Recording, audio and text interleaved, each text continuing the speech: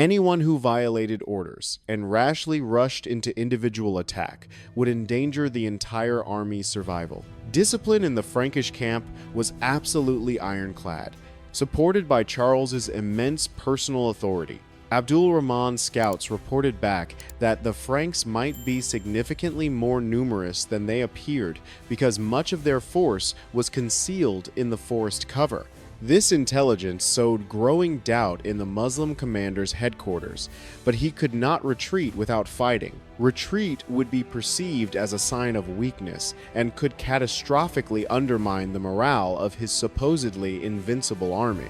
In addition, the route back southward lay through ravaged lands where it would be extremely difficult to find adequate food supplies for a massive army. On the 7th day of standoff, Abdul Rahman's patience finally ran out. Or perhaps he calculated that further waiting would only worsen his tactical situation. He ordered preparations for general battle, hoping to break through the Frankish defensive lines through the sheer overwhelming power of his cavalry charges.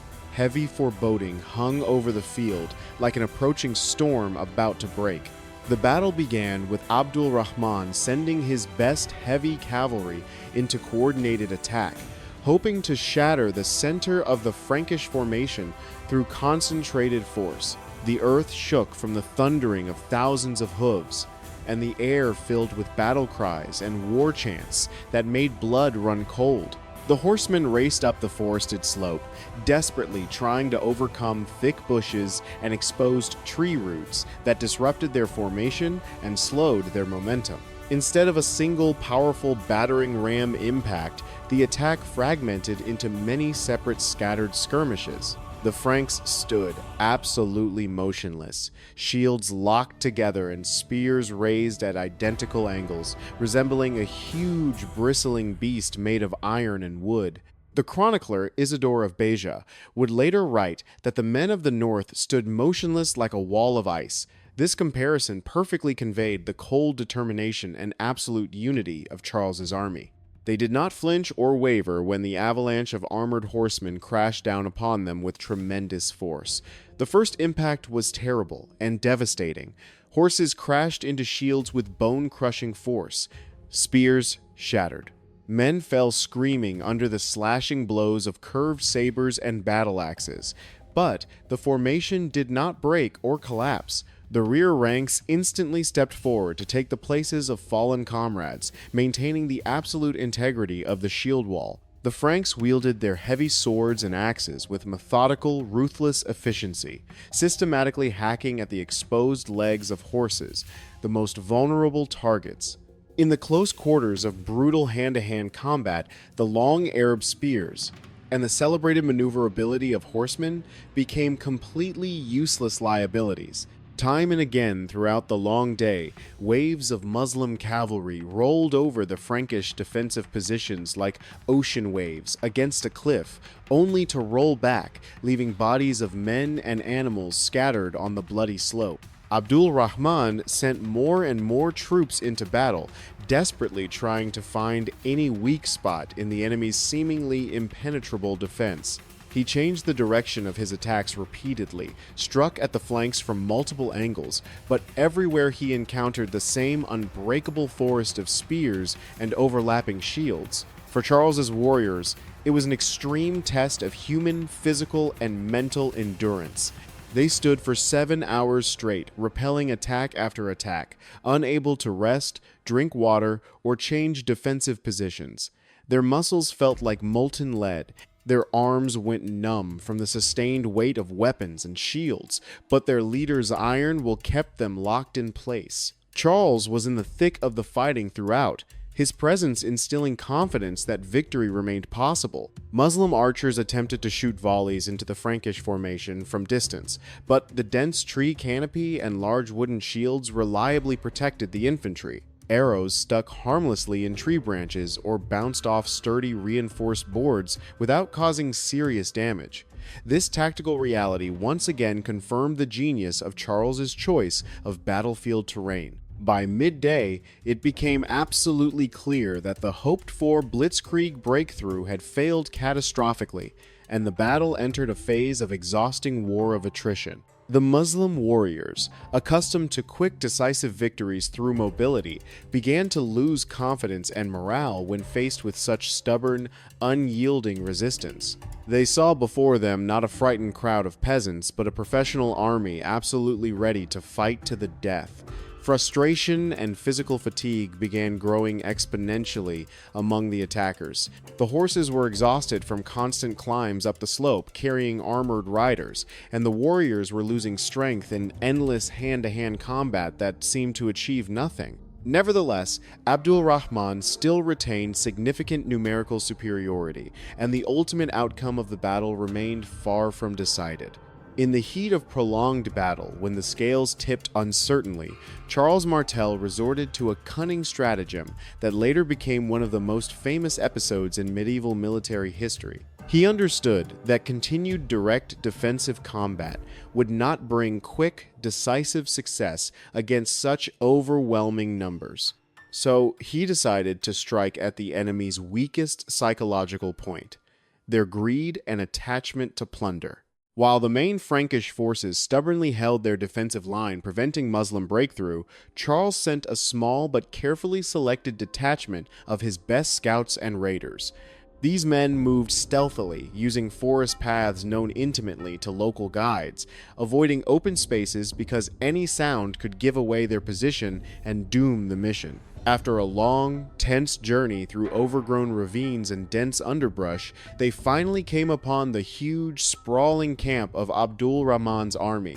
Before them lay a veritable mobile city with thousands of tents, supply warehouses, and pens holding slaves and prisoners captured during months of raiding.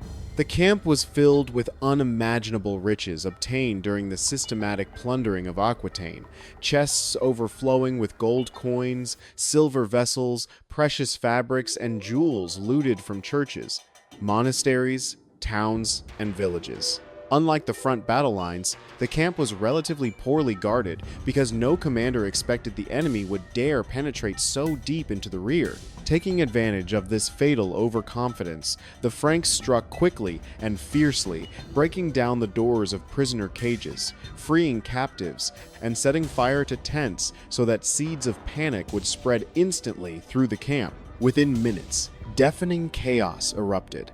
Flames illuminated the faces of fleeing prisoners and panicked camp followers. The air filled with screaming that could not be confused with the distant sounds of battle. It was pure chaos that spread like wildfire through dry grass. Meanwhile, an alarming and devastating rumor spread rapidly among Muslim warriors on the front battle lines. Soldiers began shouting to each other in growing panic. "Our camp is being looted! Our gold is disappearing! Our families and slaves are being taken!" In those days, plundered trophies and loot were the primary motivator for many warriors who risked their lives. They fought for the promise of wealth, dreaming of returning home as rich men with treasures to support their families. Hearing that all their months of effort and risk could turn to ashes and be stolen, the soldiers panicked with catastrophic effect. This panic had rapid and almost irreversible psychological impact. The disciplined ranks of Muslim cavalry began to crumble, as if undermined from within by invisible forces. At first, a few horsemen unable to bear the fear of losing their hard-won spoils turned their horses back toward camp.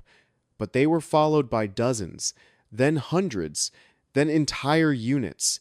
Massive detachments abandoned the front battle lines, leaving their comrades in unequal combat against the Frankish shield wall. To observers, it looked exactly like a panicked retreat or even a complete rout. The army, which hours earlier had seemed a united and indestructible organism, was now fragmenting into separate groups, each thinking only of saving its own personal plunder.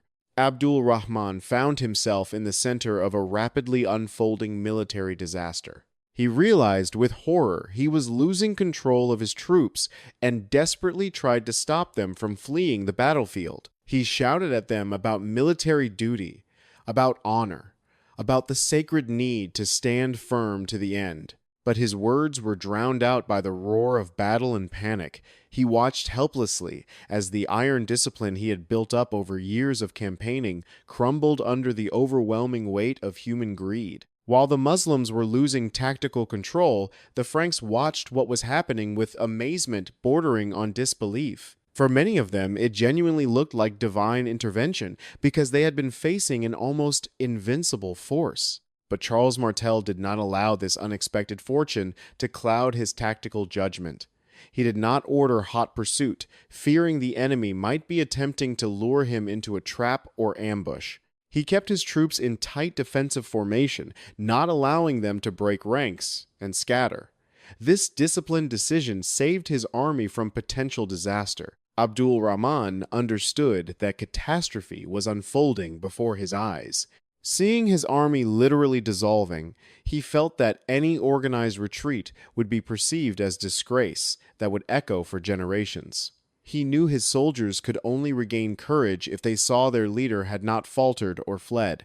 So instead of retreating with the others to save himself, he rode his horse straight into the thick of desperate battle. His hope was that one bold personal act of courage could somehow turn the tide of the entire engagement. Surrounded by only a handful of loyal bodyguards, he found himself in a tight circle of Frankish infantrymen who quickly recognized him as the supreme commander and closed ranks trying to cut off any retreat.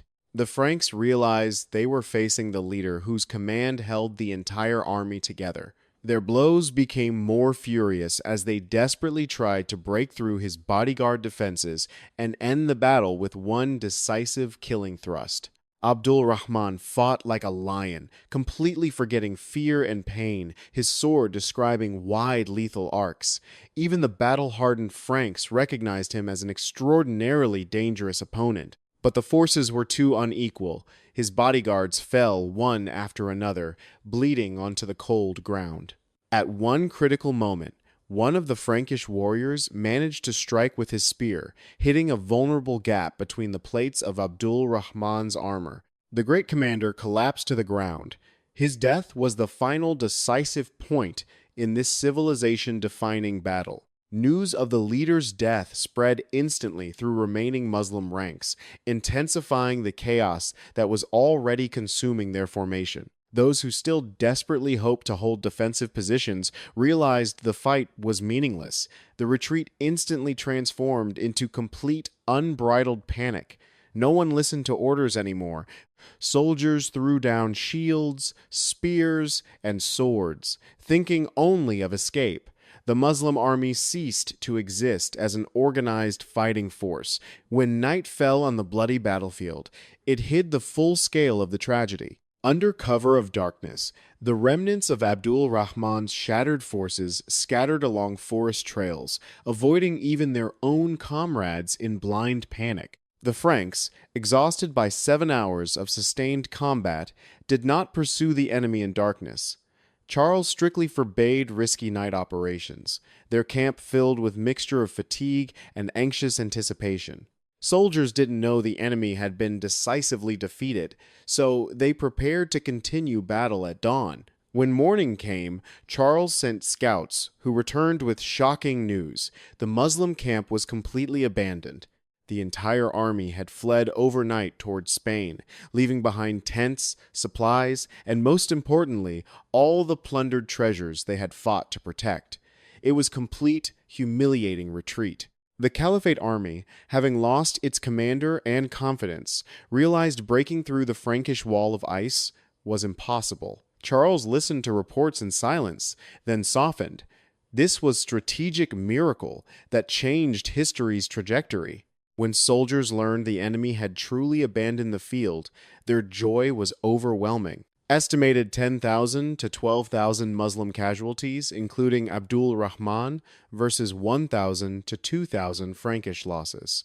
The victory permanently halted Islamic expansion into Western Europe, preserved Western Christian civilization, strengthened the Carolingian dynasty, producing Charlemagne, and established the feudal military system. Charles Martel became Hammer of Christendom, defender of Western civilization. The battle proved massive armies could be stopped through organization, discipline, terrain exploitation. Subscribe to Great History for more battles where defensive genius defeated overwhelming cavalry through tactical brilliance.